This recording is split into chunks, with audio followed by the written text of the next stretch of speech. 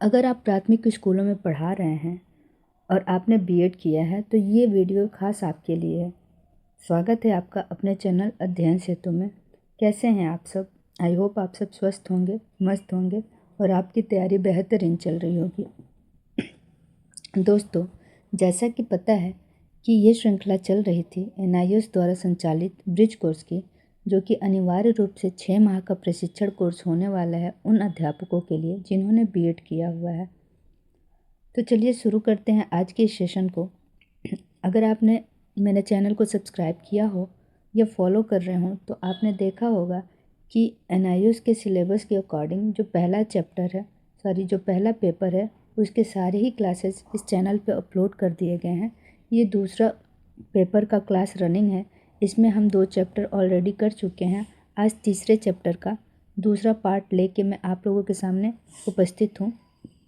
आज हम पढ़ेंगे इस सेशन में दूसरा क्वेश्चन। इसमें अभी और भी 4 क्वेश्चन हैं क्योंकि ये पूरा चैप्टर बहुत लंबा है और बहुत इम्पॉर्टेंट है, तो कुछ भी ना छूटे, इसलिए इसको हम लोग पार्ट पार्ट करके पढ़ लेंगे। चलिए देखते हैं क्वेश्चन नंबर 2 क्या कहता है। रचनात्मक और गतिविधि आधारित शिक्षण वातावरण का अर्थ स्पष्ट कीजिए। विद्यालय में रचनात्मक वातावरण निर्माण के लिए शिक्षक कौन कौन से उपाय अपना सकता है? चलिए देखते हैं उत्तर। आधुनिक शिक्षा प्रणाली में यह माना जाता है कि सीखना केवल पुस्तकीय ज्ञान नहीं है, बल्कि यह एक सक्रिय अनुभवात्मक और रचनात्मक प्रक्रिया है। जब शिक्षण में बच्चों की जिज्ञासा, कल्पना शक्ति और सक्रिय भागीदारी को महत्व दिया जाता है, तब उसे रचनात्मक एवं गतिविधि आधारित शिक्षण वातावरण कहा जाता है। दोस्तों, हेल्थ इशू की वजह से थोड़ा सा समस्या हो रहा है, आप लोग अवॉइड कीजिएगा आवाज़ को। चलिए देखते हैं कि आधुनिक शिक्षण प्रणाली क्या कहती है। आधुनिक शिक्षण प्रणाली पूर्ण रूप से बच्चों के लिए समर्पित है, चाइल्ड सेंटर्ड है और शिक्षक का काम सिर्फ एक फैसिलिटेटर के रूप में है, यानी कि मार्गदर्शक या परामर्शदाता के रूप में है। अगर आपने नेशनल एजुकेशन पॉलिसी या एनसीएफ पढ़ा हो तो आपने देखा होगा कि बच्चे के लिए ये महत्वपूर्ण दस्तावेज क्या कहते हैं, और अगर आपने नहीं पढ़ा है तो इसी चैनल पे वो क्लासेस भी अपलोड हैं। अगर आप कहेंगे तो मैं चैट बॉक्स में पिन कर दूँगी, आप उसे भी देख लें, क्योंकि ये सारे जितने महत्वपूर्ण दस्तावेज हैं वो भी आपके कोर्स में हैं और हमने ऑलरेडी वो सारे चैप्टर पढ़ भी लिए हैं। जिन्होंने नहीं पढ़ा है वो जाके देख सकते हैं और उसको पढ़ सकते हैं। चलिए देखते हैं कि रचनात्मक शिक्षण वातावरण का क्या अर्थ है।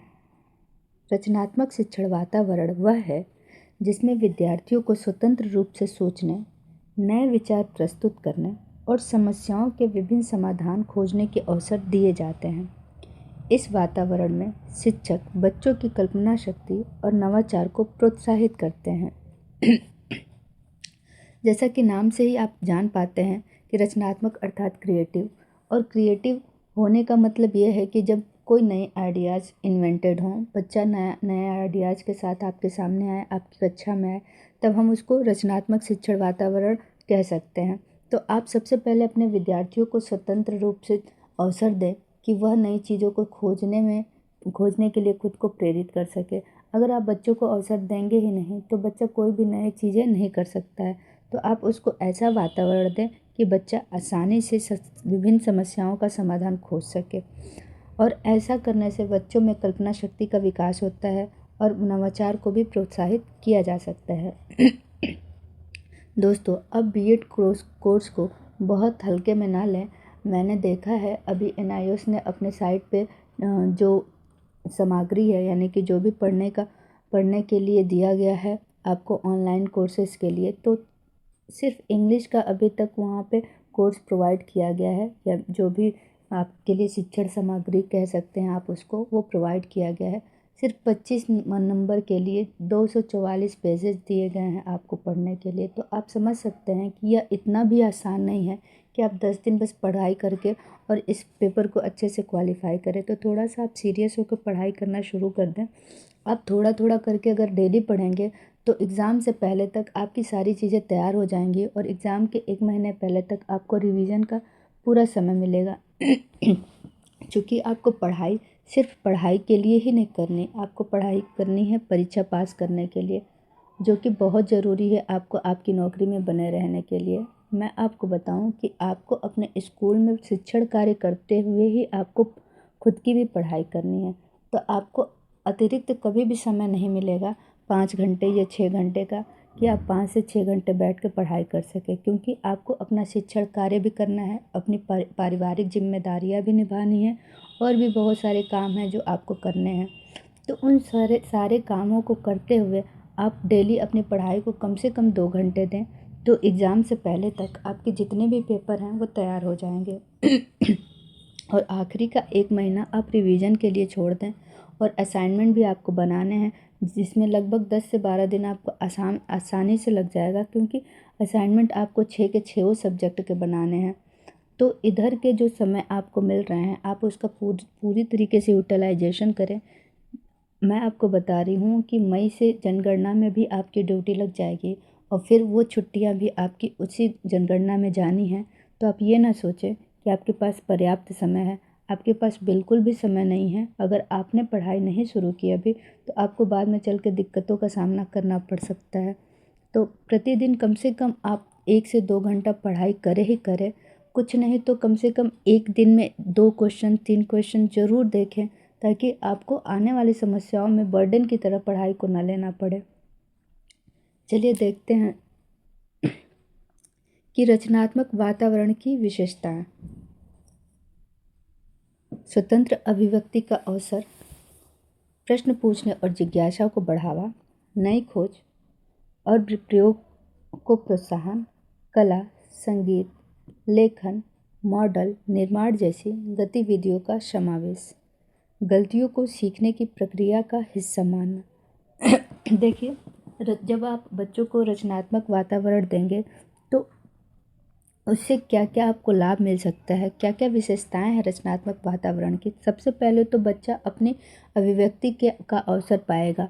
जब भी आप बच्चे को स्वतंत्र रूप से छोड़ देंगे तो बच्चा कल्पनाशीलता में संलग्न होगा, वो कल्पनाएं करेगा, तर्क करेगा, आपसे प्रश्न पूछेगा, उसमें जिज्ञासाएं उत्पन्न होंगी, वो नई खोज के प्रति खुद को प्रेरित करेगा, प्रयोग के लिए प्रोत्साहित होगा। कला, संगीत, लेखन, मॉडल निर्माण जैसी गतिविधियों का समावेश कीजिए तो रचनात्मक वातावरण और भी अच्छा होगा। जब बच्चा स्वतंत्र रूप से कोई कार्य करेगा तो उससे गलतियां होंगी, और जब गलतियां होंगी तो फिर उन गलतियों से बच्चा सीखेगा। तो इस प्रकार वातावरण विद्यार्थी में आत्मविश्वास, मौलिकता और समस्या समाधान क्षमता का विकास करता है। नेक्स्ट देखिए, गतिविधि आधारित शिक्षण वातावरण का अर्थ। तो आइए समझते हैं कि कैसा शिक्षण वातावरण हो जिसमें गतिविधि आधारित शिक्षण कार्य किया जाता है। तो गति आधारित शिक्षण वातावरण वह है जिसमें विद्यार्थी स्वयं क्रियात्मक गतिविधियों के माध्यम से सीखते हैं। यहाँ शिक्षक केवल व्याख्यान देने के बजाय विद्यार्थियों को प्रयोग, प्रोजेक्ट, समूह कार्य और खेल के माध्यम से सीखने के अवसर देते हैं। देखिए, यहाँ पे टीचर की जो भूमिका होती है वो एक फैसिलिटेटर के रूप में होती है, और टीचर केंद्र में नहीं होता है, बच्चे हमेशा केंद्र में होते हैं। और टीचर क्या करता है कि गतिविधि के माध्यम से बच्चों को सिखाने का प्रयास करता है, और टीचर सिर्फ लेक्चर नहीं डिलीवर करता बल्कि बच्चों को इंगेज करता है प्रोजेक्ट कार्य से, समूह कार्य से और खेल के माध्यम से, और बच्चों को सीखने के अवसर प्रदान करता है। तो गतिविधि आधारित शिक्षण का वातावरण ऐसा होना चाहिए जहाँ पे बच्चे भिन्न भिन्न प्रकार के एक्टिविटीज़ में संलग्न रहें और उनकी जो क्षमताएं हैं, उनकी जो योग्यताएं हैं, उसके अनुसार उनको गतिविधियाँ दी जाएं, ताकि बच्चा समूह कार्य और प्रोजेक्ट के माध्यम से सीखने के अवसर प्राप्त कर सके। आगे देखते हैं, नेशनल कैरिकुलम फ्रेमवर्क 2005 के अनुसार शिक्षण को गतिविधि आधारित और बाल केंद्रित होना चाहिए ताकि विद्यार्थी स्वयं अनुभव करके सीख सके। देखिए, हमारा एनसीईआरटी भी कहता है कि अगर एक बच्चा खुद करके सीखता है तो उसकी लर्निंग हमेशा स्ट्रांग होती है। तो आप बच्चे को ऐसा अवसर दें, बच्चों को स्वतंत्र छोड़ें, ताकि बच्चा खुद खुद से खोजबीन करके सीखने का अवसर प्राप्त कर सके। बच्चे के प्रति स्वयं के प्रति जिज्ञासा उत्पन्न हो सके, वह किसी भी समस्या को समाधान करने का प्रयास स्वयं करे। तो बच्चों को हमेशा ऐसा अवसर देना चाहिए, स्वतंत्र माहौल देना चाहिए। आगे देखिए, गतिविधि आधारित वातावरण की क्या क्या विशेषताएं होनी चाहिए। करके सीखना यानी कि लर्निंग बाय डूइंग। इनके प्रतिपादक जॉन डेवी साहब थे और उन्होंने कहा था कि जब बच्चा अपने से करके सीखता है तो उसकी अधिगम सबसे ज़्यादा स्ट्रांग होती है। आगे देखते हैं, समूह चर्चा और सहयोगात्मक अधिगम। जब बच्चे एक साथ समूह में सीखते हैं तो वह आपसी सहयोग से बहुत सारी चीज़ों का आदान प्रदान करते हैं, बहुत सारे थॉट्स, बहुत सारे विचार एक दूसरे से इंटरचेंज करते हैं और उनका जो रवैया होता है, सहयोगात्मक रवैया, वो डेवलप्ड होता है। प्रयोग और परियोजना कार्य। तो आप गतिविधि आधारित शिक्षा में बच्चों से प्रयोग करा सकते हैं या परियोजनाएं कार्य करा सकते हैं। स्थानीय संसाधनों और शिक्षण सामग्री का उपयोग। जब भी आप गतिविधि आधारित कोई भी शिक्षण कार्य करें तो स्थानीय सामग्रियों का प्रयोग करें या स्थानीय वस्तुओं का प्रयोग करके बच्चों को सिखाने का प्रयास करें, ताकि बच्चा अपने वास्तविक जीवन से उन सारी सामग्रियों को जोड़ते हुए शिक्षण कार्य कर सके। आगे देखिए, वास्तविक जीवन से जुड़े उदाहरण। जाहिर सी बात है, जब आप बच्चे को कोई भी उदाहरण ऐसा देंगे जो उसके डेली लाइफ से जुड़ा हुआ है, बच्चा अपने रोज़ के लाइफ में उसको फेस कर रहा है, तो वह जल्दी सीखेगा। आप सपोज करो कि अगर आप ईस्ट में बैठ के पढ़ा रहे हो किसी स्कूल में और आप वेस्ट के किसी स्कूल के या वेस्ट के किसी परिवेश का उदाहरण दे रहे हो, तो बच्चा कभी भी उसको कनेक्ट नहीं कर पाएगा, क्योंकि बच्चा कभी वेस्ट में गया ही नहीं है, उसने वहाँ के परिवेश को देखा ही नहीं है, वह उसके बारे में कुछ भी नहीं जानता। तो जिस परिवेश को वो जानता नहीं है, जो चीज़ें उसके लिए एब्स्ट्रैक्ट है, उसके बारे में वो कितना जनरलाइज कर पाएगा, कितना सोच पाएगा और कितना समझ पाएगा। आप हमेशा ये बात हमेशा सोचिए, जब भी आप बच्चे के सामने कोई एग्जाम्पल दीजिए, तो बच्चे के सामने जब भी कोई एग्जाम्पल दीजिए, हमेशा इस बात का ख्याल रखिए कि वह एग्जाम्पल उसके जीवन से जुड़ा हुआ हो, उसके रोज़मर्रा की लाइफ में कहीं ना कहीं उसका पार्ट हो, तब बच्चा अच्छी तरीके से समझ सकेगा। मान लीजिए आप बच्चे को जानवरों के बारे में पढ़ा रहे हैं और आपने हिम तेंदुआ के बारे में बात की, तो बच्चे ने कभी हिम तेंदुआ देखा ही नहीं है, तो वह जानवर के बारे में अपनी जो थिंकिंग है उसको उस हिसाब से नहीं डेवलप्ड कर पाएगा। लेकिन अगर आप जानवर पढ़ाते वक्त कुत्ते का एग्जाम्पल देते हैं, तो वह बच्चा अपने आसपास डेली देखता है और हो सकता है कि वह उस अवधारणा को यानी कि एनिमल के कॉन्सेप्ट को जल्दी सीख जाए। यह वातावरण सीखने को रोचक, स्थायी और अर्थपूर्ण बनाता है। हाँ, जाहिर सी बात है कि जब वास्तविक जीवन से जुड़े उदाहरण आप बच्चों को देंगे, तो वह सीखने को रोचक बनाएगा और अस्थायी बनाएगा और अर्थपूर्ण भी बनाएगा। चलिए आगे देखते हैं। रचनात्मक वातावरण वह है जिसमें विद्यार्थी को स्वतंत्र रूप से सोचने, प्रश्न पूछने, कल्पना करने तथा नए विचार प्रस्तुत करने के अवसर मिलते हैं। ऐसा वातावरण विद्यार्थियों की सृजनात्मकता, आत्मविश्वास, समस्या समाधान क्षमता तथा नवाचार कौशल का विकास करता है। विद्यालय में इस प्रकार का वातावरण निर्माण करने में शिक्षक की भूमिका अत्यंत महत्वपूर्ण होती है। आगे देखते हैं कि भयमुक्त एवं सकारात्मक वातावरण का निर्माण। आप अपने विद्यालय में अगर भयमुक्त और सकारात्मक वातावरण का निर्माण करेंगे, तो क्या होगा कि आपका बच्चा झिझकेगा नहीं, डरेगा नहीं, संकोच नहीं करेगा और उसकी जो जिज्ञासा है वो खत्म नहीं होगी। चलिए समझते हैं इसको कि शिक्षक को कक्षा में ऐसा माहौल बनाना चाहिए जहाँ विद्यार्थी बिना किसी डर या संकोच के अपने विचार व्यक्त कर सके। गलतियों को दंडनीय न मानकर सीखने की प्रक्रिया का हिस्सा मानना चाहिए। इससे बच्चों का आत्मविश्वास बढ़ता है। देखिए दोस्तों, अगर आप अपनी कक्षा में भयमुक्त माहौल रखेंगे तो आपसे बच्चा कोई भी सवाल पूछने में झिझकेगा नहीं, अपने जो थॉट्स हैं उसको एक्सप्रेस करने में उसको आसानी मिलेगी, उसके आत्मविश्वास को कहीं ना कहीं सहारा मिलेगा और वह अपना प्रश्न, अपने थॉट, अपने विचार पूरी कक्षा के सामने व्यक्त कर पाएगा। तो हमेशा अपने कक्षा का माहौल ऐसा रखिए कि बच्चा कभी भी आपसे प्रश्न पूछने से झिझके ना और डरे ना या संकोच ना करे। नेक्स्ट है प्रश्न पूछने और जिज्ञासा को प्रोत्साहित करना। रचनात्मकता का आधार जिज्ञासा है। शिक्षक को विद्यार्थियों को क्यों, कैसे और क्या होगा यदि जैसे प्रश्न पूछने के लिए प्रेरित करना चाहिए। खुले अंत वाले प्रश्नों का प्रयोग रचनात्मक सोच को बढ़ावा देता है। देखिए, हम बात कर रहे हैं रचनात्मकता की, तो रचनात्मकता ऐसे प्रश्नों से कभी नहीं आ सकती जिसका सिर्फ एक सेलेक्टेड आंसर हो। जैसे आपने अपनी कक्षा में एक बच्चे को खड़ा किया और पूछ दिया कि बताओ हमारे देश का नाम क्या है, तो बच्चा सिर्फ अपने देश का नाम ही बताएगा। उससे ना आप उसकी रचनात्मकता को पता लगा पाएंगे, ना उसके मन में जो भी विचार हैं उनको जान पाएंगे। लेकिन अगर उस बच्चे से आपने यह कह दिया कि बताओ अगर तुम्हें एक दिन के लिए क्लास का मॉनिटर बना दिया जाए तो तुम कक्षा का संचालन कैसे करोगे, यानी कि पूरे स्कूल में कैसे मॉनिटरिंग कर पाओगे। तो इस जगह पे बच्चे का जो दिमाग है वह बहुत सारे थॉट्स को डेवलप्ड करेगा, बच्चे में तर्क शक्ति करने की भावना आएगी, बच्चा सोचेगा, विचार करेगा, बच्चे में रचनात्मकता जैसे गुण आएंगे, वो उसके अंदर जिज्ञासा उत्पन्न होगी। तो हमेशा कोशिश करिए कि जब भी आप कक्षा में हों तो खुले अंत वाले प्रश्न दें जिसके बहुत सारे आंसर हो सकते हैं।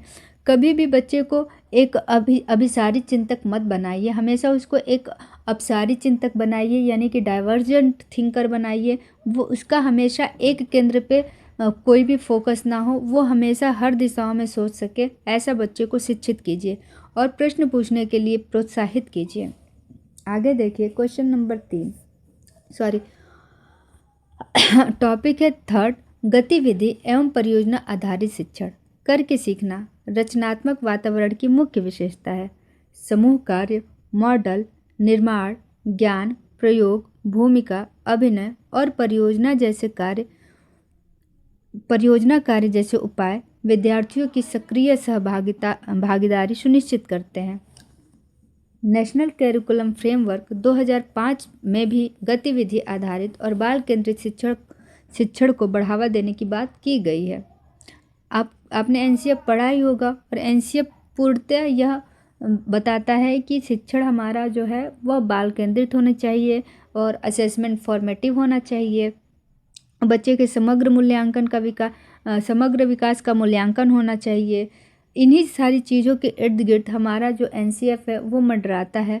आपने अगर एनसीएफ की क्लास नहीं देखी होगी तो इसी चैनल पे एनसीएफ 2005 की क्लास मैंने करा रखी है बहुत पहले, आप वो देख सकते हैं और आपके सिलेबस में भी है, तो आपके लिए बहुत बेनिफिशियल होगा। You must watch it.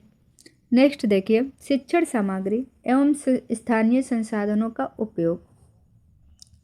Chart, model, चित्र, मानचित्र, डिजिटल साधन तथा स्थानीय संसाधनों का उपयोग कक्षा को जीवंत और रोचक बनाता है। इससे विद्यार्थी की कल्पना शक्ति विकसित होती है। दोस्तों, आपके पास जितने भी टीचिंग ऐड हैं, अगर आप उसका प्रयोग करते हैं तो बच्चा क्लास में हमेशा एक्टिव रहता है, और जब बच्चा एक्टिव रहेगा, सक्रिय रूप से भागिता करेगा, तो वह अच्छा सीखेगा। तो हमेशा अपने क्लास को जीवित रखिए, हमेशा बच्चों के साथ घुले मिले रहिए ताकि बच्चों में जो जिज्ञासा है और जो रोचकता है वो बनी रहे। इससे क्या होता है कि बच्चों में कल्पनाशीलता विकसित होती है। आगे देखिए कला एवं सह पाठ्यक्रम गतिविधि को बढ़ावा। चित्रकला, लेखन, नाटक, संगीत, वाद विवाद, विज्ञान प्रदर्शनी आदि गतिविधियां रचनात्मकता को विकसित करती हैं। शिक्षक को विद्यार्थियों को अपनी प्रतिभा प्रदर्शित करने के अवसर प्रदान करने चाहिए। दोस्तों, आपको समय समय पर अपने स्कूलों में विभिन्न तरीके की प्रतियोगिताओं का आयोजन करना चाहिए, जिसमें भिन्न भिन्न प्रकार के बच्चे अपना कौशल दिखा सकें, अपनी रचनात्मकता को प्रदर्शित कर सकें। आगे देखिए समावेशी एवं समानता आधारित दृष्टिकोण। रचनात्मक वातावरण तभी संभव है जब सभी विद्यार्थियों को समान अवसर मिले। शिक्षक को भाषा, लिंग, सामाजिक या आर्थिक पृष्ठभूमि के आधार पर भेदभाव से बचना चाहिए। बिल्कुल सही बात है। बीइंग अ टीचर, आपको कभी भी किसी भी वर्ग से कोई भी भेदभाव नहीं करना चाहिए, क्योंकि आप अपने कक्षा में बच्चों के लिए रोल मॉडल हो। आप जैसा व्यवहार करेंगे, आपके बच्चे आपसे वैसा ही व्यवहार सीखेंगे, क्योंकि बच्चों के अंदर अनुकरण करने की भावना बहुत तेज़ी से विकसित होती है। तो हमेशा इस बात का ध्यान रखें कि जब भी आप क्लास में जाएं तो एक ऐसा आदर्श प्रस्तुत करें जिसको बच्चा सीख के कुछ गलत ना सीखे, या कोई तीसरा व्यक्ति यह ना कहे कि इनका शिक्षक ऐसे ही रहता है इसलिए बच्चे ने ऐसा अनुकरण करके सीखा है। तो हमेशा एक शिक्षक होने के नाते आपका ये दायित्व है कि आप अपने क्लास में समावेशी क्लास को अच्छे तरीके से बढ़ावा दें, प्रोत्साहित करें, किसी भी बच्चे से भेदभाव ना करें, चाहे भाषा, लिंग या जाति के आधार पर। नेक्स्ट देखिए, सकारात्मक प्रतिक्रिया एवं प्रोत्साहन। विद्यार्थियों के प्रयासों की सराहना करना और रचनात्मक सुझाव देना आवश्यक है। सकारात्मक प्रतिक्रिया से उनका आत्मविश्वास बढ़ता है और वे नए प्रयोग करने के लिए प्रेरित होते हैं। दोस्तों, जब आपकी कक्षा में एक बच्चा कोई काम पूरा करके ले आता है और आप उसको गुड, शाबाश जैसे वर्ड्स बोलते हैं या लिखित रूप से देते हैं, तो वो बच्चा आगे आने वाले समय में भी अपने आप को प्रेरित करता है ऐसे कार्यों के लिए। हाँ, ये बात अलग है कि ये नकारात्मक पुनर्बलन हो सकता है, लेकिन एट दैट टाइम वह अब उस प्रतिक्रिया के लिए सकारात्मक है। इसलिए हमेशा बच्चों को प्रोत्साहित करना चाहिए, अच्छे काम करने पे उनको हमेशा रिवॉर्ड देना चाहिए। रिवॉर्ड इन द सेंस कि उनकी तारीफ़ कर देनी चाहिए या बताना चाहिए कि हाँ तुमने अच्छा किया। इससे बच्चे नए प्रयोग करने के लिए प्रेरित होते हैं। नवाचार एवं तकनीक का समावेश। जब भी आप पढ़ा रहे होते हैं तो आप इस समय के शिक्षक हैं, आपके पास नवाचार की कमी नहीं है, आप नवाचारी हैं, आप टेक्नोलॉजी से लैस हैं, आपके पास बहुत सारे तकनीकी ज्ञान है। तो आप कोशिश करें कि आप जितना भी जानते हैं उनमें से कुछ हिस्सा बच्चों को ज़रूर बताएं। आप अपनी कक्षा में दीक्षा पोर्टल का प्रयोग कर सकते हैं कक्षा को रोचक बनाने के लिए। आपके स्कूल में जो भी टैब वगैरह दिए गए हैं आप उसका प्रयोग करके बच्चों को पढ़ा सकते हैं। भिन्न भिन्न प्रकार की कक्षाएँ हैं, आप उनको दिखा सकते हैं। तो हमेशा कोशिश करें कि आप अपनी कक्षा को रोचक बनाने के लिए नवाचार और तकनीकों का प्रयोग ज़रूर करें। नेक्स्ट है, अब क्वेश्चन नंबर 2 यहीं पे ख़त्म होता है और आज की क्लास भी यहीं ख़त्म करेंगे। बहुत हेल्थ इश्यूज चल रहे हैं आजकल, तो बहुत लंबी क्लास नहीं करेंगे, आज की क्लास यहीं रखेंगे। जिन्होंने चैनल को सब्सक्राइब नहीं किया है सब्सक्राइब कर लें, वीडियो को ज़रूर लाइक करें और चैनल को सब्सक्राइब करके अपने दोस्तों में भी शेयर